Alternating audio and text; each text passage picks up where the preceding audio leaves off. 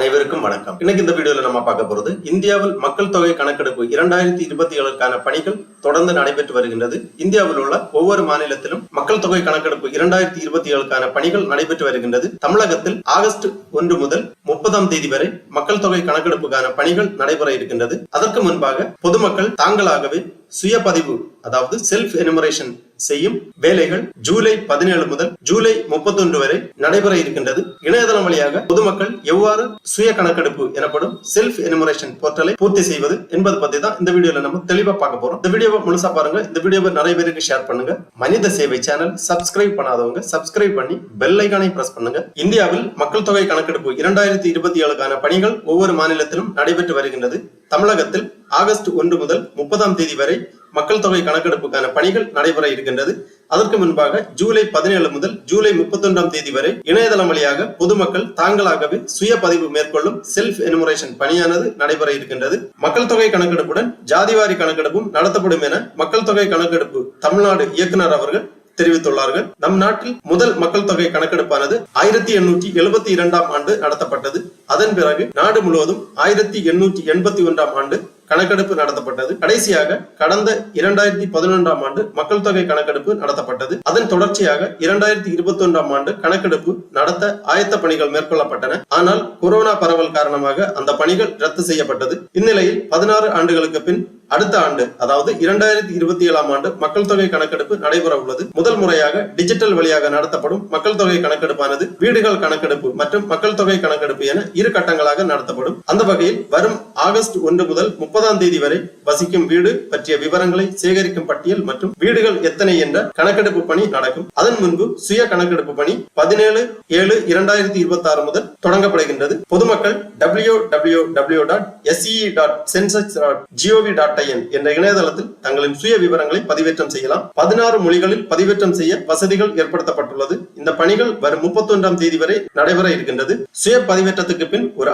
அடையாள எண் உருவாக்கப்படும். அதை பொதுமக்கள் பத்திரமாக வைத்திருக்க வேண்டும். இந்த கணக்கெடுப்பின் போது வீடுகளின் நிலை, குடிநீர் வசதி, சுகாதாரம், மின்சாரம், இணைய வசதி, சமையல் எரிபொருள் வசதி, வாகனங்கள், உணவு முறை உட்பட 33 கேள்விகள் கேட்கப்படும். இது தேசிய மாநில உள்ளாட்சி அமைப்புகளின் திட்டமிடலுக்கு அடித்தளமாக அமையும். வீடு விவர பட்டியல் மற்றும் வீடுகள் கணக்கெடுப்பு பணிகளுக்கு பின் 2027 பிப்ரவரி மாதம் நாடு முழுவதும் ஒரே கட்டமாக மக்கள் தொகை கணக்கெடுப்பு பணி நடக்கும். அதனுடன் ஜாதிவாரி கணக்கெடுப்பு பணிகளும் நடக்கும் என மத்திய அரசு தெரிவித்துள்ளது. இவ்வாறு தமிழ்நாடு மக்கள் தொகை கணக்கெடுப்பின் இயக்குனர் அவர்கள் தெரிவித்துள்ளார்கள். ஆகவே பொதுமக்கள் மக்கள் தொகை கணக்கெடுப்புக்கு முந்தைய சுய கணக்கெடுப்பான செல்ஃப் எனுமரேஷன் போர்ட்டலை எவ்வாறு பூர்த்தி செய்வது என்பதை பற்றி நாம் தொடர்ந்து பார்க்கலாம். அதற்காக இந்த வெப்சைட் ஓபன் பண்ணிக்கோங்க. அதாவது பொதுமக்கள் தாங்களாகவே தங்கள் வீடுகளில் இருந்து சுய கணக்கெடுப்பு மேற்கொள்ளும் செல்ஃப் எனுமரேஷன் போர்ட்டலை பூர்த்தி செய்வதற்காக இந்த வெப்சைட் ஓபன் பண்ணிக்கோங்க. www.se.census.gov.in இந்த வெப்சைட்டோட லிங்க் நான் டிஸ்கிரிப்ஷன்ல கொடுக்கிறேன். இதுதான் census of India 2027 office of the registrar general and census commissioner of India, ministry of home affairs அதிகாரப்பூர்வ இணையதளம். இந்த இணையதளத்தில் தான் மக்கள் தொகை கணக்கெடுப்பு பற்றிய சுய கணக்கெடுப்பை பொதுமக்கள் தங்கள் வீடுகளில் இருந்து செய்யலாம். இந்த வெப்சைட் ஓபன் பண்ணீங்கன்னா இங்க சென்சஸ் பீரியட் கொடுத்திருப்பாங்க, census questions, tutorial video, user guide போன்ற அனைத்து தகவல்களுமே கொடுக்கப்பட்டுள்ளது. Self enumeration home list operation பதிவு செய்வதற்காக இங்கே கொடுத்திருக்காங்க. செல்ஃப் எனுமரேஷன் HLO லாகின் அந்த மாதிரி கொடுக்கப்பட்டுள்ளது. இதுல உங்க ஸ்டேட் அல்லது யூனியன் டெரிட்டரி செலக்ட் பண்ண வேண்டும். அதன் பிறகு இந்த கேப்சாவை இங்க என்டர் பண்ணி நீங்க வெரிஃபை பண்ணீங்கன்னா இந்த மாதிரி ஒரு வெல்கம் ஸ்கிரீன் ஓபன் ஆகும். இதுல கொடுத்திருப்பாங்க welcome to self enumeration portal for house listing operation HLO phase of census 2027. Through this portal you may provide information for HLO pertaining to your household. It will take around 15 to 20 minutes to complete the process. After confirmation and submission, you will be provided a self-enumeration ID, SCID, through SMS and email if provided. When the census enumerator visit your house, please share the SCID with her or him to facilitate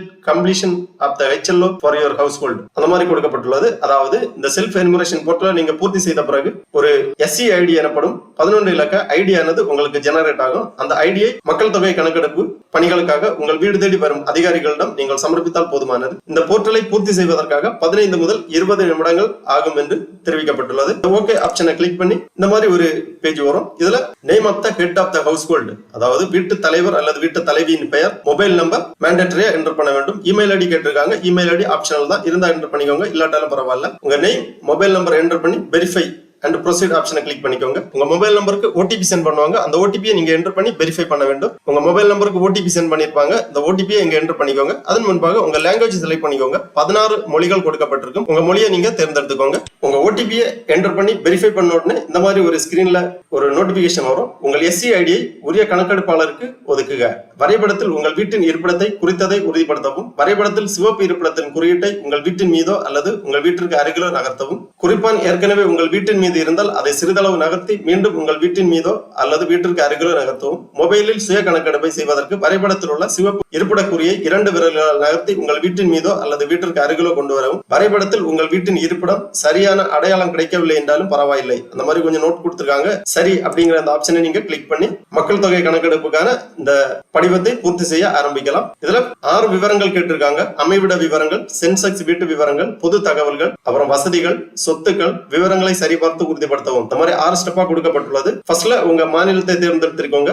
அதன் பிறகு மாவட்டம் select பண்ணிக்கோங்க. அப்புறமா அஞ்சல் குறியீட்டு எண் enter பண்ணிக்கோங்க. அதன் பிறகு இந்த மேப்ல உங்க இடத்தை, அதாவது உங்க வீட்டை நீங்கள் தேட வேண்டும். அதற்காக முக்கிய நில அடையாளத்தை உள்ளிடுவோம் அப்படிங்கிற ஆப்ஷன்ல உங்க இடத்தின் பெயர் என்டர் பண்ணிக்கோங்க. இடத்தின் பெயர் நீங்க என்டர் பண்ணீங்கன்னா இந்த மாதிரி கொஞ்சம் ஆப்ஷன்ஸ் கொடுத்திருப்பாங்க. இதுல அக்குரேட்டா உங்க இடத்தை நீங்கள் தேர்ந்தெடுத்துக்கோங்க. அதன் பிறகு தேட அப்படிங்கிற இந்த ஆப்ஷன்ல நீங்க கிளிக் பண்ணீங்கன்னா மேப்ல இந்த மாதிரி நகர்த்தி உங்க வீட்டின் அருகே இந்த பாயிண்ட் வர மாதிரி மார்க் பண்ணிக்கோங்க. அதன் பிறகு உங்கள் வசிப்பிடத்தின் அமைவிடம் இங்க செலக்ட் ஆயிடுச்சு. அமைவிடத்தை உறுதிப்படுத்தவும் அப்படிங்கிற இந்த ஆப்ஷன்ல கிளிக் பண்ணிக்கோங்க. அதன் பிறகு சேமிக்க அண்ட் அடுத்து, அதாவது சேவ் அண்ட் நெக்ஸ்ட் ஆப்ஷனை கிளிக் பண்ணிக்கோங்க. இந்த மாதிரி ஒரு நோட் வந்துருச்சு. அமைவிடத்தை உறுதிப்படுத்தவும். மாநிலம் யூனியன் பிரதேசம் கொடுத்திருக்காங்க, தமிழ்நாடு, மாவட்டம் கன்னியாகுமரி, உங்கள் இருப்பிடம் கொடுத்திருக்காங்க. உங்கள் வீட்டின் இருப்பிடத்தை உறுதிப்படுத்தவும். இடம் தவறானதாக இருந்தால் உங்கள் எஸ்சி தரவு கணக்கெடுப்பாளருக்கு வழங்கப்பட மாட்டாது. தேர்ந்தெடுத்த இருப்பிடத்துடன் தொடர விரும்புகிறீர்களா அப்படின்னு கேட்டிருக்காங்க. உங்க இருப்பிடம் சரியானதாக இருந்தால் ஆம் செலக்ட் பண்ணிக்கோங்க. தவறானதாக இருந்தால் இல்லை செலக்ட் பண்ணிக்கோங்க.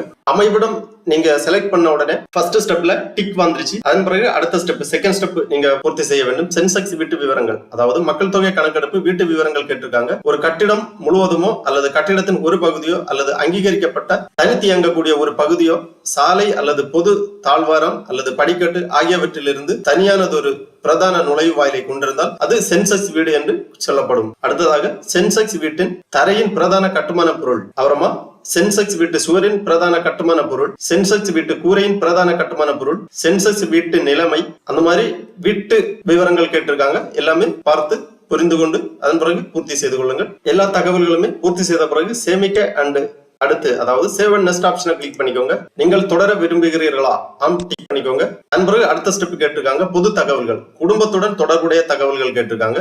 இக்குடும்பத்தில் சாதாரணமாக வசிக்கும் நபர்களின் மொத்த எண்ணிக்கை, குடும்ப தலைவரின் பெயர், வீட்டு தலைவரின் பெயர், குடும்ப தலைவரின் பாலினம், வீட்டின் உரிமை நிலை, வசிக்கும் அறைகளின் எண்ணிக்கை, இக்குடும்பத்தில் உள்ள திருமணமான தம்பதிகளின் எண்ணிக்கை போன்ற விவரங்களை தெளிவாக பூர்த்தி செய்து சேவ் அண்ட் நெக்ஸ்ட் பண்ணிக்கோங்க. இங்கே ஒரு கேள்வி கேட்கப்பட்டுள்ளது. வீட்டின் உரிமை நிலை கேட்டிருக்காங்க.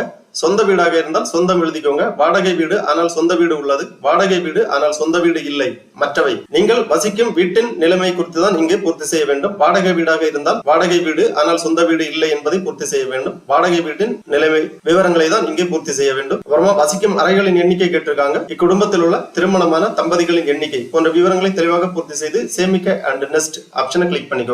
அடுத்ததாக குடும்பத்திற்கு கிடைக்கும் வசதிகள் கேட்டிருக்காங்க. குடிநீருக்கான பிரதான ஆதாரம், குடிநீர் ஆதாரம் கிடைக்கும் இடம், விளக்கு ஒளிக்கான பிரதான எரிபொருள், கழிப்பிட வசதி, கழிப்பிட வசதியின் வகை, கழிவுநீர் வெளியேற இணைப்பு, வளாகத்துக்குள் குளிக்கும் வசதி, சமையலறை வசதி மற்றும் எல்பிஜி பிஎன்ஜி இணைப்பு வசதி, சமையலுக்கு பயன்படுத்தப்படும் பிரதான எரிபொருள் போன்ற வீட்டின் வசதிகளை கேட்டிருக்காங்க. இவைகளையும் தெளிவாக டிக் பண்ணிக்கோங்க. வீட்டு வசதிகள் எல்லாமே தெளிவாக பூர்த்தி செய்து அடுத்ததாக சேவ் அண்ட் நெக்ஸ்ட் அப்படிங்கிற ஆப்ஷனை கிளிக் பண்ணிக்கோங்க. அடுத்த ஆப்ஷன் வரும். நீங்கள் தொடர விரும்புகிறீர்களா ஆம் டிக் பண்ணிக்கோங்க. அதன் பிறகு குடும்பத்தில் உள்ள சொத்துக்கள் விவரங்கள் கேட்டிருக்காங்க. ஐந்தாவதாக சொத்து விவரங்கள். குடும்பத்தில் உள்ள சொத்து வியாபார நோக்கத்திற்காக பயன்படுத்தப்பட்டாலும் கூட அது அக்குடும்பத்துடைய சொத்தாக கருதப்படும். அந்த மாதிரி கொடுக்கப்பட்டுள்ளது. வானொலி டிரான்சிஸ்டர் வசதி உள்ளதா ஆம் இல்லை டிக் பண்ணிக்கோங்க. ஆம் எனில் ரேடியோ மூலம், கைபேசி, ஸ்மார்ட் போன் மூலம், இதர சாதனங்கள் மூலம். அப்புறமா தொலைக்காட்சி உள்ளதா, இணையதள வசதி உள்ளதா, மடிக்கணினி வசதி உள்ளதா, தொலைபேசி மற்றும் கைபேசி, ஸ்மார்ட் போன் உள்ளதா, மிதிவண்டி மற்றும் scooter, motor cycle, mobile, car, jeep, van, குடும்பத்தில் உட்கொள்ளும் பிரதான உணவு, தானியம், கைபேசி எண் போன்ற விவரங்களை தெளிவாக பூர்த்தி செய்து சேவ் அண்ட் நெக்ஸ்ட் பண்ணிக்கோங்க.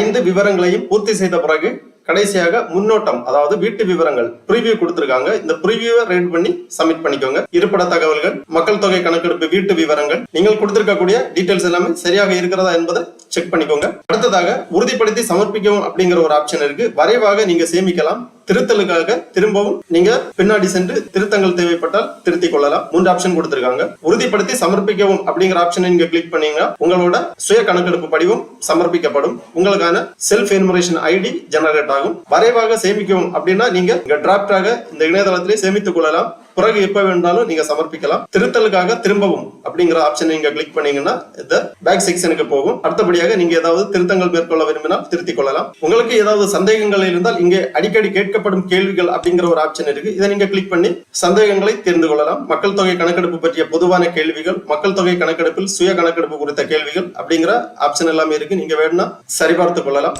வரைவாக சேமிக்கவும் அப்படிங்கிற ஆப்ஷனில் நீங்க கிளிக் பண்ணிட்டு சப்மிட் பண்ணாட்டா கூட நீங்க எக்ஸிட் பண்ணிக்கலாம். வெளியேறிக்கிட்டு எப்ப வேணாலும் நீங்க திருப்பியும் வந்து உங்க விவரங்களை சரிபார்த்து சப்மிட் பண்ணலாம். ஜூலை 31, 2026 வரை உங்களது தகவல்களானது டிராப்டாக இந்த இணையதளத்தில் சேமிக்கப்படும். அதன் பிறகு ஆட்டோமேட்டிக்காவே எரேஸ் ஆகிவிடும். அதற்கு முன்பாக நீங்கள் சமர்ப்பிக்கலாம். ஒரே டைம்ல நீங்க வேணா சமர்ப்பிக்கலாம். உறுதிப்படுத்தி சமர்ப்பிக்கவும் அப்படிங்கிற இந்த ஆப்ஷனை நீங்க கிளிக் பண்ணீங்கன்னா இந்த மாதிரி ஒரு நோட் வரும். இறுதியாக சமர்ப்பித்தல். இறுதியாக சமர்ப்பித்த பிறகு தரவில் எந்த மாற்றமும் செய்ய சாத்தியமில்லை.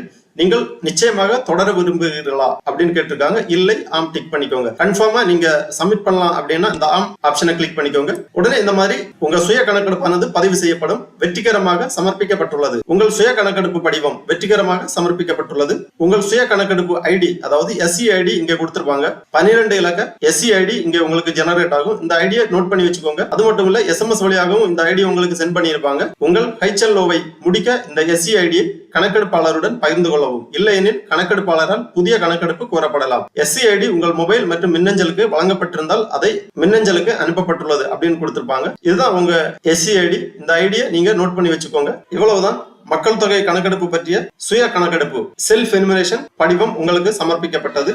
எளிய முறையில் வீட்டிலிருந்து உங்கள் மொபைல் மூலமாகவோ அல்லது கணினி வாயிலாகவோ மக்கள் தொகை கணக்கெடுப்பு பற்றிய செல்ஃப் எனுமரேஷன் படிவத்தை நீங்கள் பூர்த்தி செய்யலாம். மிகவும் எளிய முறையில் நீங்கள் பூர்த்தி செய்யலாம். நீங்கள் இவ்வாறு சுய கணக்கெடுப்பு செய்யவில்லை என்றால் மக்கள் தொகை கணக்கெடுப்பு அதிகாரிகள் உங்கள் வீடு தேடி வரும் பொழுது ஒவ்வொரு கேள்விகளாக நீங்கள் பதிலளிக்க வேண்டியிருக்கும். நேரத்தை மிச்சமாக்க இவ்வாறு உங்கள் வீடுகளில் இருந்து சுய கணக்கெடுப்பு படிவத்தை பூர்த்தி செய்யுமாறு கேட்டுக்கொள்ளப்படுகிறார்கள். ஓகே நண்பர்களே, இந்த வீடியோ உங்களுக்கு உபயோகமா இருந்துச்சுன்னா லைக் பண்ணுங்க, ஷேர் பண்ணுங்க. மனித சேவை சேனலை சப்ஸ்கிரைப் பண்ணாதவங்க சப்ஸ்கிரைப் பண்ணி பெல் ஐகானை பிரஸ் பண்ணுங்க. அனைவருக்கும் நன்றி, வணக்கம்.